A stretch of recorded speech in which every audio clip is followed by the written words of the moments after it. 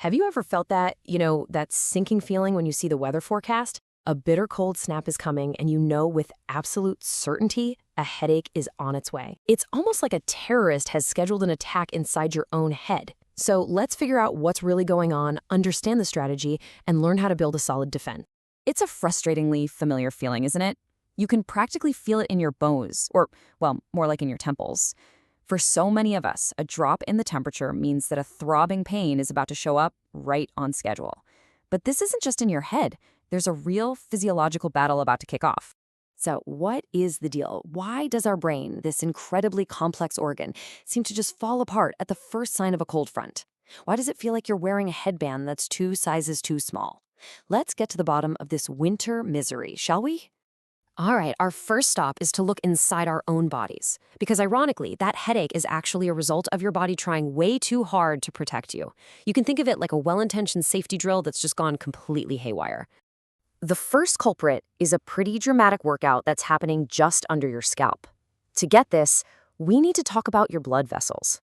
When the cold hits, they start this chaotic routine of constricting and expanding. Just imagine them doing these frantic, painful jumping jacks. Okay, so this slide breaks down that cycle perfectly. When you step outside into the freezing wind, your body goes into protection mode. It orders the blood vessels in your scalp to shrink down, to constrict, to save heat. But then you step into a warm room and boom, those same vessels rapidly expand. This sudden shrinking and swelling irritates all the sensitive nerves around them, and that releases inflammatory stuff. That is the source of that horrible, pulsing pain. And it's not just your blood vessels. I mean, think about your posture when you're cold. You shiver, right? You hunch your shoulders up, tuck your chin down. You basically turn into a human turtle. Now, this isn't just a funny look. It puts your neck and shoulder muscles on super high alert. All that constant tension squeezes the blood vessels going to your head and pulls on the tissue around it, leading to a classic, nasty tension headache. So, we've seen how our own bodies can kind of overreact, but that's really only half the story. Now let's look at the invisible attacks coming from the environment itself. Do you ever feel like you can predict the weather with your head? Well, you're not wrong. You see, cold fronts are often tied to big changes in barometric pressure. And for people who are sensitive to migraines, these shifts in the atmosphere can make serotonin levels in the brain fluctuate, which makes nerves extra sensitive. So in a way, you're a walking, talking human barometer. Now, here's a really fascinating perspective from traditional Chinese medicine. They have a term for this: wind evil. You can think of it as a metaphor for how cold wind literally invades the body. Your head, being the highest point, is the most vulnerable. According to this philosophy, the wind gets in and blocks the flow of your body's energy and blood. And the core idea is really simple. Wherever there's a blockage, there's going to be pain. It's just another way of looking at that same vascular constriction we just talked about. And according to this idea, there's a specific spot on the back of your neck called the Feng Qi point. Think of it as an undefended back door to your body.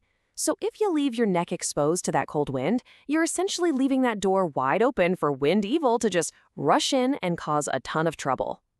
Okay, enough about the problem. We know the enemies, right? Internal reactions and external forces. So let's talk about the battle plan. How do we defend our brains and prevent the pain from ever even starting? Our prevention plan is a simple 3-step strategy. We're going to armor up, master our hydration, and dodge a really common but critical mistake that happens right in our own homes. Step 1, physical armor. This is absolutely non-negotiable. You could be wearing the warmest coat in the world, but if your head is bare, you are losing a massive amount of body heat. A hat that covers your temples and a scarf that protects the back of your neck, that Feng Qi point we mentioned, those are your essential tools. You're literally locking the back door to keep the cold. Okay, next up, hydration. It's so easy to forget to drink water when it's cold, but that dry winter air is secretly dehydrating you, and dehydration is a huge headache trigger. Here's a great pro tip: hot ginger and brown sugar tea. Why? Because ginger is known to help circulation. It encourages your blood vessels to expand in an orderly, gentle way, not that chaotic, painful jumping jack motion we want to avoid. And here we have what I like to call the bathroom ambush. The golden rule is this: never, ever walk out of a steamy bathroom into a colder room with wet hair. The cold air on your wet scalp causes a rapid temperature drop that can trigger everything we've talked about. You have to dry your hair completely, especially the back of your neck and head, before you leave the warmth of the bathroom.